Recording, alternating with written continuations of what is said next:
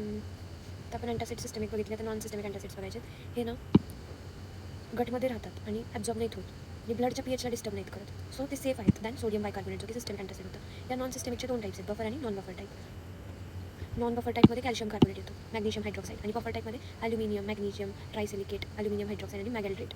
Buffer type अँटासिड्स बघायचे आता. हे स्मार्ट अँटासिड्ससारखे असतात. So they don't over neutralise acid. Instead of raising pH to 7 neutral, ते काय करतात, फक्त 3.5 ते 4 पर्यंतच रेज करतात. त्याच्यामुळे काय होतं, पेप्सिन जो आहे तो या अल्कलाईन पीएचमध्ये इनॅक्टिव्ह होतो, स्लाइटली अल्कलाईनमध्ये इनॅक्टिवेट होतो, आणि ॲक्च्युली इज नॉट अल्कलाईन, पण ते वाढले त्याच्यामध्ये इनॅक्टिव्ह होतो आणि ॲसिड डिक्रीज होतो, पेप्सिन वर्क करणं बंद करतं आणि रिबाउंड ॲसिडिटी कमी होते. So buffer antacids prevent rebound acidity because gastric pH does not rise excessively. Next बघायचं आता ॲल्युमिनियम हायड्रॉक्साईड. काय वाटतं तुला काय काय येऊ शकतं कशामध्ये? फार्मामध्ये अँटीसायकोटिक्स. एंटीसाइकोटिक्स अरे भैया इसका सभी मैंने कुछ चालती थी. फार्मेक में वो जो है वो क्लिनिकल नॉलेज की काम कैसा करता है वो नहीं आइडिया मेरे को, बट ये इसमें ये देंगे वो आइडिया रहता है. वो इतना डीपली स्टडी नहीं करती, मैं प्रैक्टिकल थिंग्स स्टडी करती हूँ, वो मेरे को दिमाग को करता है. सीएनएस होगी वो करेगा. देख मेरे को लगता है एंटी एपिलेप्टिक का स्टेटस एपिलेप्टिक ड्रग्स का शॉर्ट नोट आ सकता है, और एंटीसाइकोटिक का एलएक्यू आ सकता है, और पेनिसिलिन्स का भी शॉर्ट नोट आ सकता है. एलएक्यू किस पे आ सकता है वो एलएक्यू तो मुझे लगता है कि एंटीसाइकोटिक पे आ सकता है. मेरे हिसाब से, और 50 मार्क का पेपर है ना, हाँ 2 एलएक्यू होंगे. 2 आएगा, एक ऑप्शन में देना है ना, कि दोनों नहीं 2 एलएक्यू होंगे ना. हाँ 20 बार. हाँ ओके. हाँ हाँ हाँ हर बार हम एक एलएक्यू लिखते हैं, 2 लिखते हैं, एक बार वो देखना. मेरे पास इसमें कुछ पैटर्न नहीं है, इसमें व्हाट्सएप लास्ट टाइम हमने हाइपरटेंशन का एक ही एलएक्यू लिखा था शायद. एक ही था. हाँ एक ही होगा. मेरे हिसाब से एंटी माइक्रोबियल्स पे आ सकता है हाँ या तो इस पे आ सकता है, बट एलएक्यू आई गेस नहीं एलएक्यू तो सीएनएस पे ही आएगा. हाँ और वो अभी ड्रग इंड्यूस पार्किंसंस या कुछ ऐसा कुछ हो सकता है, या एपिलेप्सी वाला हो सकता है. एपी मुझे नहीं लगता एंटी एपिलेप्टिक ड्रग्स अभी लेंगे एलएक्यू में, क्योंकि बस एपिलेप्सी थोड़ा हायर चीज़ है ना. वही बच्चों को नहीं समझ में आ रहा, तो कॉमन चीज़ क्या आ सकती है. एंटीसाइकोटिक मतलब मैं तो 90% क्योंकि एंटीसाइकोटिक आएगा, और शॉर्ट नोट में स्टेटस एपिलेप्टिकस के ड्रग्स आएंगे लगता है. शॉर्ट नोट में तो एक वेज पाइलोरी पक्का है, फिर वो डाइसल्फारामाइड. और ये सच में तो हमें एमसीक्यू में ही कर देते हैं. अपन एमसीक्यू के हिसाब से पढ़ रहे हैं, करवा दे थोड़ी है. हाँ याद नहीं रहता यार उतना लिखने का. ठीक है मैं पढ़ती, मेरा वीडियो चालू आहे अभी. अल्युमिनियम हायड्रॉक्साईड, त्याच्यामुळे कॉन्स्टिपेशन का होतं कळलं होतं, कारण की जे स्मूथ मसलचं ते रिलॅक्सेशन करत होतं त्यामुळे कॉन्स्टिपेशन होतं, गट मुवमेंट स्लो होते, आणि अल्युमिनियम फॉस्फेट बनतं. हे अल्युमिनियम हायड्रॉक्साईड ते फॉस्फेटसोबत रिॲक्ट होतं, त्यामुळे हार्ड स्टूल बनतात आणि ॲस्ट्रिंजंट इफेक्ट असतो, टिश्यू टायटनिंग होते. So Aluminium associated with constipation. It binds to phosphate in intestine, reduces phosphate hypophosphatemia. So it is also given in hyperphosphatemia to cure it in renal failure patient with high phosphate. ठीक आहे. Next magnesium ट्रायसिलिकेट, ह्याच्यामुळे diarrhoea होत असतो. कसं, कारण की osmotic effect असतो याचा. मॅग्नेशियम पाण्याला पूल करतो, डायरिया कॉज करतो, आणि during reaction it forms silica gel. हे काय करतं, गॅस्ट्रिक म्युकोजाला कोट करतो आणि प्रोलॉंग्स द अँटासिड इफेक्ट. आणि आपण जे देताना नाही दोन्ही सोबत देतो, अल्युमिनियम आणि मॅग्नेशियम सोबत देतो, कारण की एक कॉन्स्टिपेशन करते, एक डायरिया करते, आणि दोघांचा नलिफाय इफेक्ट झाला की मग ते सेफ असतं. ठीक आहे. नेक्स्ट आहे मॅगल्ड्रेट. मॅगल्ड्रेट जे आहे त्याच्यामध्ये अल्युमिनियम आणि मॅग्नेशियम कॉम्प्लेक्स असतो. बघ ना, मॅग्नेशियम आणि L for aluminium. Even acid attack जेव्हा करतो तेव्हा it releases fresh reactive aluminium hydroxide आणि मॅग्नेशियम हायड्रॉक्साईड. सो या दोघांचं रिॲक्शन होतं आणि फास्ट सस्टेंड ॲक्शन राहते. नॉन बफर अँटासिड्स बघायचे आता, त्याच्यामध्ये 2 होते, कॅल्शियम कार्बोनेट आणि मॅग्नेशियम हायड्रॉक्साईड. आता बफरवाले बघितले. बफर टाईप्समधले कोणकोणते बघितले, अल्युमिनियम हायड्रॉक्साईड, मॅग्नेशियम ट्रायसिलिकेट आणि मॅगल्ड्रेट बघितलं. हे नॉन बफर टाईपमध्ये कॅल्शियम कार्बोनेट आणि मॅग्नेशियम हायड्रॉक्साईड बघायचं आहे. हे पॉवरफुल अँटासिड आहेत, ते क्विकली गॅस्ट्रिक पीएचला रेज करतात, पीएच मोर दॅन 7 करतात, आणि हे चांगलं वाटतं, पण त्याच्यामुळे रिबाउंड ॲसिडिटी होते, कारण टू मच पीएच जर झालं तर ते गॅस्ट्रिनला ॲक्टिवेट करेल आणि गॅस्ट्रिनमुळे ॲसिड सिक्रेशन वाढेल. नेक्स्ट कॅल्शियम कार्बोनेट जे आहे, ठीक आहे, कॅल्शियम कार्बोनेट जे आहे ते काय करतं, CO2 गॅस प्रोड्यूस करतं. सो पेशंट बेल्चिंग फील करतं. हो, belching like sodium carbonate also causes rebound acidity. Y stronger rebound, कारण की 2 रिझन, एक तर सडन पीएच राईज आणि दुसरं calcium itself stimulate gastrin release. Calcium कार्बोनेटबद्दल कळलं का, CO2 गॅस प्रोड्यूस करतो, त्यामुळे बेल्चिंग होतं पेशंटला. जस्ट हाऊ सोडियम बायकार्बोनेटमध्ये जसं झालं होतं, कारण त्याची बेसिकली आपल्याला रिॲक्शन विथ HCl बघायची, आणि त्यामध्ये ते CO2 प्लस H2O फॉर्म होतं आणि CO2 बेल्चिंग आहे. ऑल्सो रिबाउंड ॲसिडिटी का होते, कारण की सडन पीएच राईज करते आणि कॅल्शियम इटसेल्फ स्वतः जाऊन गॅस्ट्रिनला ते सांगतो की ॲसिड सिक्रेट करते, त्याच्यामुळे रिबाउंड ॲसिडिटी होते. मिल्क अल्कली सिंड्रोम काय आहे, की हे आयनासाठी इम्पॉर्टंट आहे. मिल्क अल्कली सिंड्रोम त्याच्यामध्ये काय होतं की एक्सेस कॅल्शियम कार्बोनेट आणि मिल्क इंटेक जर झाला तर त्याच्यामुळे हायपर कॅल्सिमिया होतं, मेटाबॉलिक अल्कलोसिस होतं, रिनल डिस्फंक्शन होतं. तर hyper calcemia, excess calcium carbonate milk सोबत रिॲक्ट झालं की कॅल्सिमिया जास्त होतं, कारण मिल्कमध्ये कॅल्शियम असतं. So hyper calcemia, metabolic alkalosis होतं आणि रिनल डिस्फंक्शन होतं. So to much milk plus antacid makes the kidney angry, renal dysfunction. Next time magnesium hydroxide, हे ना फास्ट आणि इफेक्टिव्ह असतं, हे पण पीएचला राईज करतं क्विकली, पण CO2 प्रोडक्शन करत नाही. सो बेल्चिंग असतं यामध्ये. ओनली इशू काय आहे, diarrhoea, usually given with aluminium hydroxide. आपल्याला माहिती. नंतर अँटासिडचे ड्रग रिॲक्शन इंटरॅक्शन काय आहे, अँटासिड आहेत ना ड्रग्सला ग्रॅप करतात आणि they don't let them absorb. जसं अँटासिड जो आहे दुसऱ्या ड्रगला तो असं खेचणार आणि ह्याला त्याचं काम नाही करून देणार. फॉर एक्झाम्पल अँटासिड आणि टेट्रासायक्लिन बॅड कॉम्बो आहे का, कारण की अल्युमिनियम मॅग्नेशियम कॅल्शियमचे जे आयन्स आहेत तर ते टेट्रासायक्लिनसोबत ते बाइंड करणार आणि इनसॉल्युबल कॉम्प्लेक्स फॉर्म करणार, त्याचा ॲब्झॉर्प्शन होणार नाही. Same with fluoroquinolones, digoxin, iron, itraconazole, आणि मेंटेन 2 hour गॅप करायचं, म्हणजे टेट्रासायक्लिन दिलं तर मग अँटासिड 2 तासानंतर द्यायचं, किंवा फ्लोरोक्विनोलॉन, डिगॉक्सिन, आयरन, इट्राकोनाझॉल. नेक्स्ट आहे सिमेथिकॉन. हा ना गॅस ड्रग आहे, पेशंट आहे ना कंप्लेंट देतो की डॉक्टर पेट में गॅस आहे, तर मग आपण यांना म्हणतो की सिमेथिकॉन हेल्प्स, आणि याचं फंक्शन काय, अँटी फोमिंग एजंट आहे. हा गॅस्ट्रिक बबलला ब्रेक करणार, फ्लॅटिलेन्स कमी करणार. ऑल्सो हा अल्सर सर्फेसला कोट करणार, आणि हे ना सिमेथिकॉन ॲब्झॉर्ब नाही होणार. Also called as activated डायमेथिकॉन.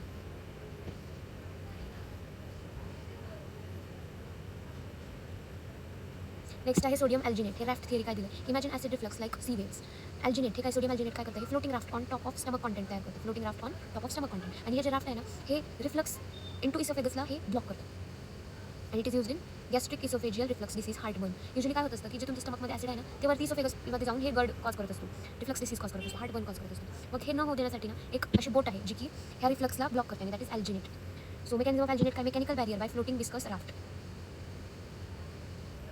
Histamine blockers कसे आहेत, ते कुठे काम करतात, परायटल सेलमध्ये. हिस्टामिन ॲक्शन H2 रिसेप्टर, त्याच्यामुळे सायक्लिक एमपी वाढतं, प्रोटॉन पंप ॲक्टिवेट होतो आणि ॲसिड सिक्रेशन वाढतं. आता ड्रग्स जे आहेत ना, ते त्या रिसेप्टरला ब्लॉक करतात. H2 ब्लॉकर, H2 रिसेप्टरला ब्लॉक केलं, मग सायक्लिक एमपी नाही वाढणार, प्रोटॉन पंप ॲक्टिवेट नाही होणार आणि ॲसिड सिक्रेशन नाही होणार. आणि H2 ब्लॉकरचे एक्झाम्पल सिमेटिडिन, रॅनिटिडिन, फॅमोटिडिन आणि निझाटिडिन. सिमेरानी, फामो आणि निझाटिडिन.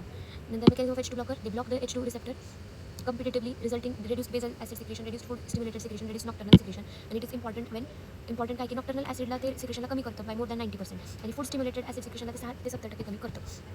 Y night acid is more suppressed, because night secretion आहे ना, इट डिपेंड्स ऑन हिस्टामिन, आणि food secretion also has vagus gastrin, म्हणजे ॲसिटाइलकोलिन गॅस्ट्रिन, ते पण रिलीज होतं फूड. आणि H2 ब्लॉकर्स काय करतात, they cannot fully stop the day time secretion.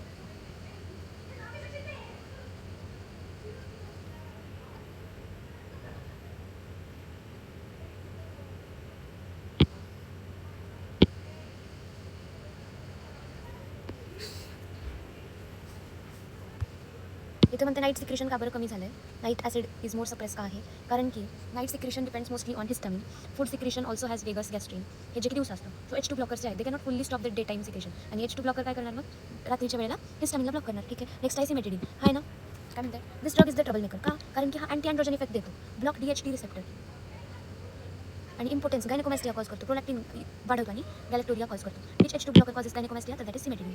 तर CYP हे DHT ब्लॉकर कुठला मला कळलं नाही. CYP 450 इनिबिटर आहे, सिमेटिडिन इनिबिट करतो CYP 450 enzyme. So drugs accumulate, specially warfarin, phenytoin, theophylline. म्हणजे ड्रग्स हे वॉरफॅरिन, फेनिटॉइन, थिओफायलिन हे जे आहेत ना, हे ड्रग्सचं जे मेटाबॉलिझम आहे, हे पर्टिक्युलर एन्झाइम करतं. पण हे एन्झाइम जर नसेल करत, त्याचं अक्युमुलेशन होणार, टॉक्सिसिटी होणार. आणि अदर H2 ब्लॉकर्स काय, अदर H2 ब्लॉकर्स त्यांचं नेग्लिजिबल इंट्रॅक्शन असतं. कोणाचं चांगलं असतं, सिमेटिडिनचं चांगलं आहे. सिमेटिडिन टॉक्सिसिटी करते आणि इकडं गॅलेक्टोरियम गायनेकोमॅस्टिया करत आहे. Next PPI, king of acid suppression, proton pump inhibitors. कोणते, ओमेप्राझोल, पॅन्टोप्राझोल, टॅबेप्राझोल, इसोमेप्राझोल आणि लॅन्सोप्राझोल. हे सुपिरियर काय, because they block final common pathway, proton पंपवाल्या पाथवेला बंद करतात. नंतर काय, enteric coating. PPI is acid labile, म्हणजे काय की ॲसिड डिस्ट्रॉइज इट, ॲसिड जे ना PPIला खतम करणार आहे. सो मेडिसिन इज कोटेड, स्टमकमध्ये इट डज नॉट डिझॉल्व, इंटेस्टाईनमध्ये ते डिझॉल्व होतं आणि ॲब्झॉर्ब होतं. ठीक आहे. सो PPIचं मेकॅनिझम कळलं का तुला, it is solved orally, reaches intestine, it is absorb, enters the blood, reaches the parietal cell canaliculi, it acidic environment activates the drug PPI, आणि it is converted to sulfenamide ॲकेटाईन, which is active form, then irreversibly proton पंपला ते inhibit करणार आहे, acid secretion almost shutdown होणार आहे. So H2 blocker आहेत ना, ते हिस्टामिनला ब्लॉक करतात, मेसेंजरला ब्लॉक करतात. पण PPI डायरेक्ट त्या factory direct shutdown the factory electricity, proton पंपला बंद करतात. So PPI more powerful than histamine blocker. आणि हिस्टामिन ब्लॉकरमध्ये सिमेटिडिनबद्दल बघितलं, आणि PPI कोणकोणते, ओमेप्राझोल, पॅन्टोप्राझोल बघितले. इथे प्रश्न काय विचारले की why do buffer antacids not cause rebound acidity. ठीक आहे. बफर अँटासिड्समध्ये जा, एकदा बफ काय आहे ते ना खूप जास्त न्यूट्रलाइज करतात असं मला वाटतं. Let us see the answer. हां, बफर आणि नॉन बफरमधलं अंतर कळलं आहे का तुला, हे आहेत ना, हां, ते don't over neutralise the acid, sorry, they don't over neutralise the acid. त्याच्यामुळे ते काय करतात, ते डायरेक्ट pH 7 नाहीत करत, ते 3.5 ते 4 करतात pH. त्याच्यामुळे पेप्सिन आहे ना इनॅक्टिवेट होतं, आणि ॲसिड कमी होतं, पेप्सिन स्टॉप्स वर्किंग, आणि रिबाउंड ॲसिडिटी होत नाही. ओके, कळलं का तुला, हे खूप जास्त pH वाढवत नाही, एकदम 3.5 ते 4 करतं, सो दॅट ते पेप्सिन आपलं कमी व्हावं. आणि पेप्सिन इनॅक्टिवेट झाला की मग काय होणार, की ॲसिड सिक्रेशन कमी होतं, आणि आपल्याला माहिती पेप्सिनला ॲसिडिक एन्वायरमेंट लागतं ॲक्टिवेट व्हायला. आणि ॲसिड जर नाही मिळालं त्याला, अल्कलाईन थोडं, म्हणजे थोडंसं ते वेगळं झालं तर त्यात पेप्सिन काय काम करणार, ॲसिड कमी होणार.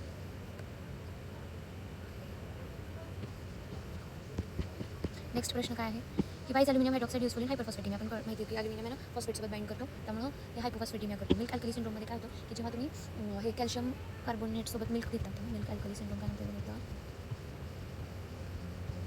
कॅल्शियम कार्बोनेटसोबत, एक्सेस कॅल्शियम कार्बोनेटसोबत जेव्हा तुम्ही मिल्क घेता तेव्हा तुमचं हायपरकॅल्सिमिया होतो, मेटाबॉलिक अल्कलोसिस होतं तुमचं, आणि रिनल डिस्फंक्शन होतं. टू मच मिल्क अँटासिड, तर हायपरकॅल्सिमिया, अल्कलोसिस आणि किडनी अँग्री होते तुमची. ठीक आहे. नेक्स्ट क्वेश्चन की why does cimetidine cause gynaecomastia while ranitidine does not. So cimetidine काय करतो, अँटी अँड्रोजन इफेक्ट आहे त्याचा, तो DTH रिसेप्टरला ब्लॉक करतो, आणि इम्पोर्टन्स गायनेकोमॅस्टिया कॉज करतो, प्रोलॅक्टिनला वाढवतो, गॅलेक्टोरिया कॉज करतो. ओके, मला वाटतं रॅनिटिडिनचा अँटी अँड्रोजन इफेक्ट नाही आहे, त्याच्यामुळे PPIज एंट्री कोटेड का असतात, आणि are they more effective than H2 blockers. Case, आणि ते एंट्री कोटेड काय, कारण की PPIजला आहे ना ॲसिड तुमचं डिस्ट्रॉय करेल, त्याच्यामुळे आपण त्याला कोटिंग देतो, सो दॅट ते डायरेक्ट कुठं जाऊन काम करेल, PPI डायरेक्ट इंटेस्टाईनमध्ये डिझॉल्व होईल, ॲब्झॉर्ब होईल, आणि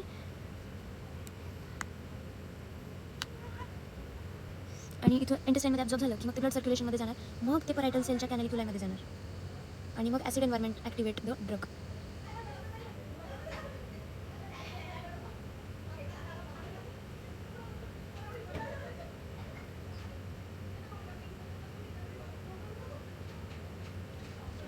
मग नंतर ॲसिडिक एन्व्हायरमेंट त्या ड्रगला ॲक्टिवेट करणार. ते जे ड्रग आहे PPI ते सल्फेनामाइड कॅटायन बनवणार आणि मग दॅट इज ॲक्टिव्ह फॉर्म आणि देन इरिव्हर्सिबली प्रोटॉन पंपला इनहिबिट करणार.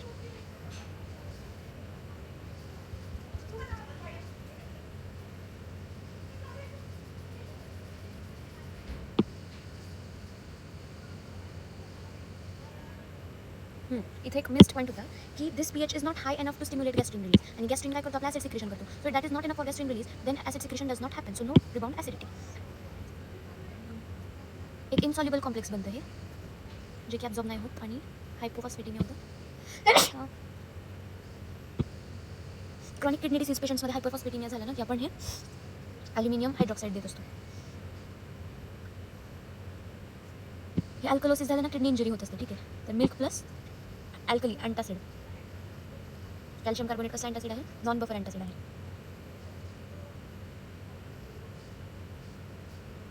आणि DHTचा फुल फॉर्म काय होता डायहायड्रोटेस्टोस्टेरॉन रिसेप्टर.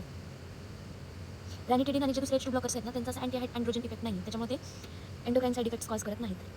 हे एक प्रश्न इम्पॉर्टंट होता की PPI एंटरिकोटेड का असतात कारण ते ॲसिड लेबाईल आहेत तिथला ॲसिड त्यांना डिस्ट्रॉय करेल. सो ते एंटरिकोटिंग देतो आपण त्यांना ते इंटेस्टाईनमध्ये जाऊन डिझॉल्व्ह होणार ॲब्झॉर्ब होणार स्टमकमध्ये डिझॉल्व्ह नाही होणार.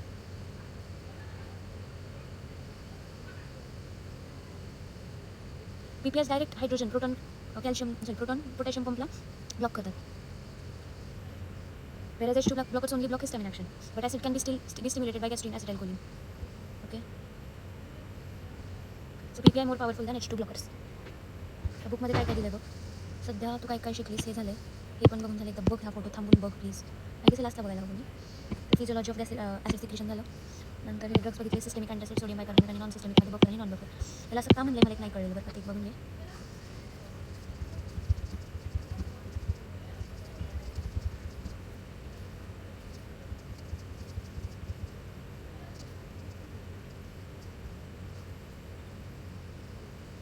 अच्छा म्हणजे whether the drug is getting absorbed into the systemic circulation or not.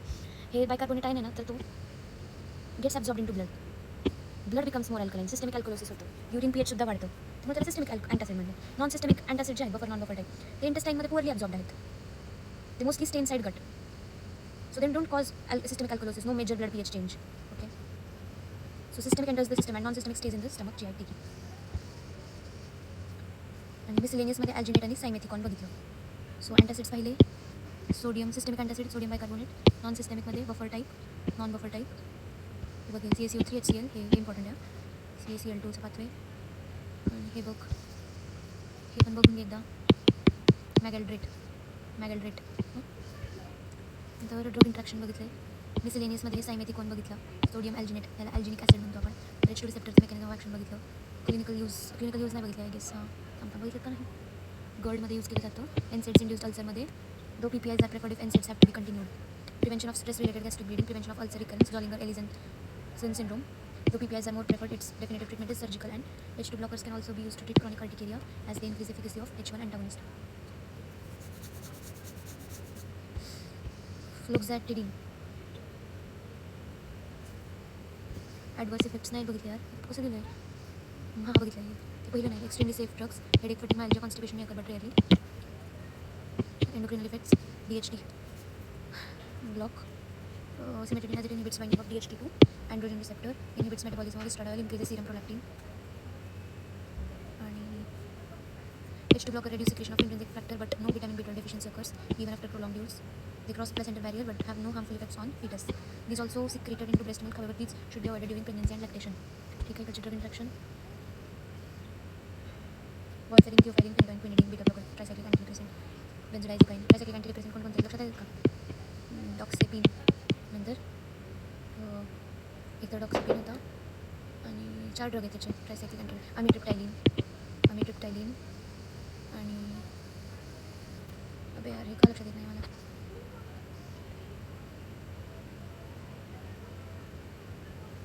इमिप्रामिन क्लोमिप्रामिन आणि डॉक्सेपिन असे आहेत. Okay, metronidazole alcohol